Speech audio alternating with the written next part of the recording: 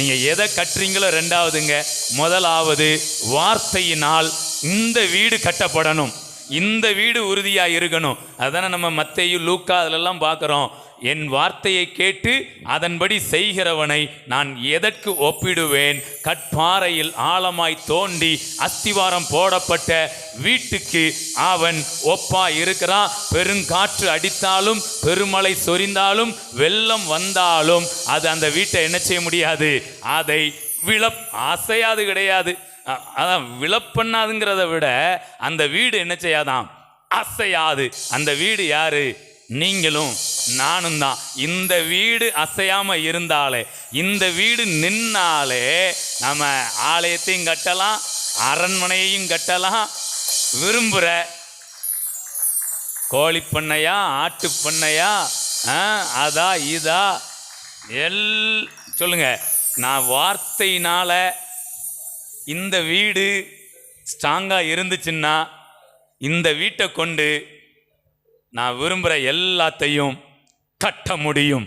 உங்கள் மேலே நான் சொல்கிறேங்க, வார்த்தையில் ஸ்ட்ராங்காக இருங்கங்க. வார்த்தை என்ன பண்ணுங்க, கரைச்சி குடிச்சிடணும். Price God.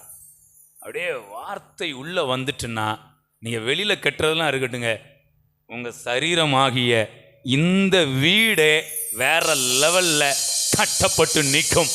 கையை தட்டி பிரைஸ் காட், ஹல்லேலூயா.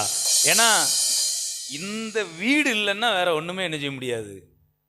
பக்கத்தில் கையை பிடிச்சி சொல்லுங்க, அப்படி உடம்ப அவங்க சரீரத்தை பார்த்து சொல்லுங்க, மேலேருந்து இப்படி சொல்லுங்க, இந்த வீடு இல்லைன்னா ஆலயமும் இல்லை, அரண்மனையும் இல்லை, எந்த பில்டிங்கும் இல்லை. பிரைஸ் காட், ஹல்லேலூயா.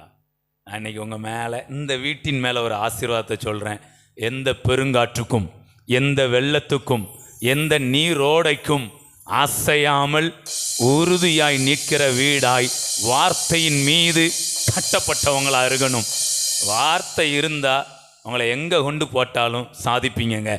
பாபிலோன்லேயும் சாதிப்பீங்க, எகிப்திலையும் சாதிப்பீங்க, சீரியாவிலையும் சாதிப்பீங்க, மெலித்தா தீவிலையும் சாதிப்பீங்க, சிறைச்சாலைக்கு உள்ளேயும் சாதிப்பீங்க. உங்களுக்கு இடம்லாம் மேட்ரு கிடையாது. வார்த்தை உடையவனுக்கு இடம் ஒரு பொருட்டே கிடையாது.